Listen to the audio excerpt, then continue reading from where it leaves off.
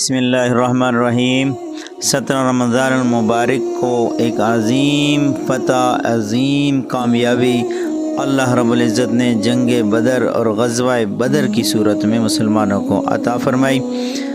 اللہ تعالیٰ فرماتے ہیں بسم اللہ الرحمن الرحیم وَلَقَدْ نَصَرَكُمُ اللَّهُ بِبَدْرٍ وَأَنْتُمْ أَذِلَّةٌ فَاتَّقُوا اللَّهَ لَعَلَّكُمْ تَشْكُرُونَ۔